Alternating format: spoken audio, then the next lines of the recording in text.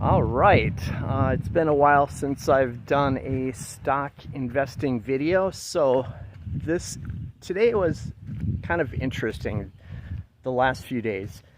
So currently I'm like 95% basically all in on Tesla investment because I believe it's a coiled spring ready to reprice. And this is not investment advice, this is just what I'm doing. But my performance, I was pulling it up in the last 2.5 years. The multiple is I've outperformed the NASDAQ by a factor of 3. The Dow by like a factor of 5. And S&P somewhere in the middle of that. So I get results. Currently I've been, my process has evolved in the last couple of years, but for the last 9 months or so I've been perfecting a trading strategy that has netted me thousands of dollars on the upside. So, and I can repeat that move every time that Tesla backs down to a degree. So the idea, what I'm trying to do is amass as many Tesla shares as I can before it reprices, because I mean, who knows what's going to happen after that. So Tesla might extend its run for months or years, and I might never get an opportunity to expand on my holdings. So today, this week, NVDL lost some ground. So that was tied up into the reaction to Broadcom, or Avgo as the ticker symbol says. It didn't come in quite as expected on earnings, so that affects the AI bubble overall, since Broadcom is one of the biggest AI stocks. So NVIDIA, which of course supplies all the chips to the AI makers, lost some ground. So it was an unusual buying opportunity. So I did buy some shares of NVDL at like 104, and today was frustrating because Tesla stock started the day on the positive side. And as soon as I decided to diversify in one of my accounts with NVDL, it just, both of the stocks started going in the wrong direction. Tesla started to go down, NVDL started to go up.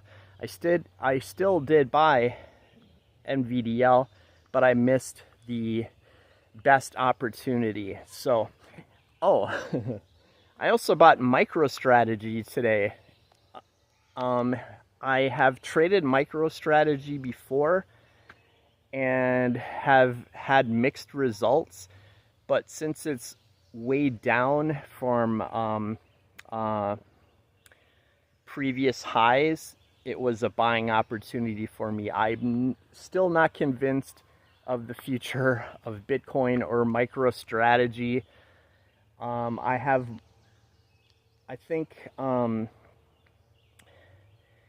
give it the benefit of the doubt with its prior performance. So I picked up a few shares of MicroStrategy today. I think about 4 shares. Not a large portion. I am eliminating my part-time job for now, since I'm doing effectively very well in my trades. I'm doing that not because I'm lazy, but because I want to focus more on my projects. As you may or may not know, I'm a busy guy. At least historically, I'm about the most productive person, above average on those grounds. but I've not been able to make a lot of progress in my projects in the last few years for various reasons. But now the time is right. I have the work area, the finances, the stability.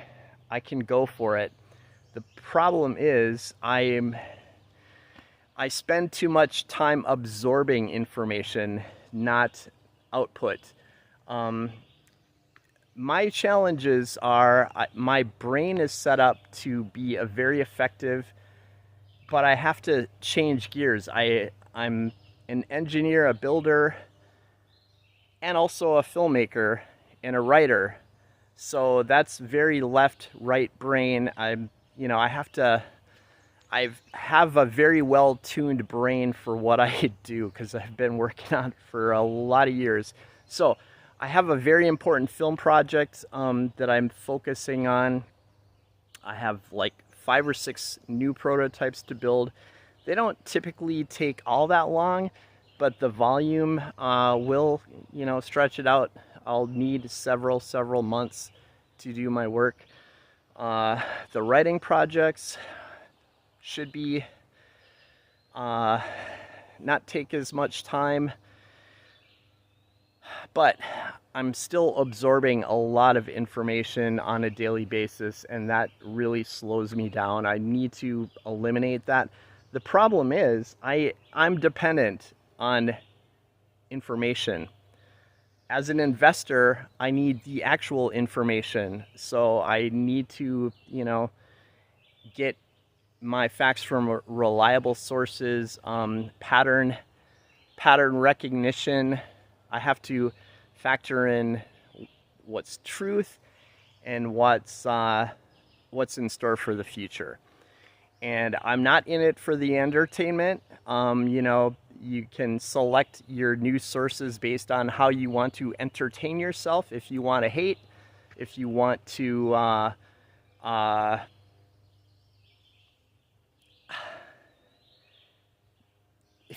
build, there's one factor, or there's one,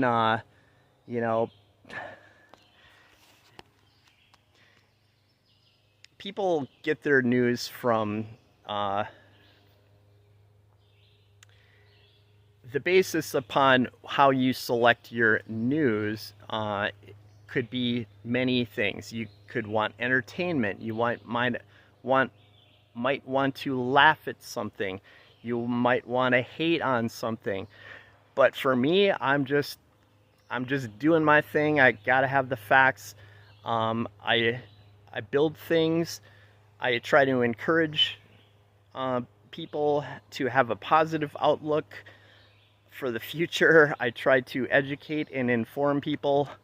I'm not in it to make you feel bad or make someone feel bad, to hate, to be negative, to make fun of someone.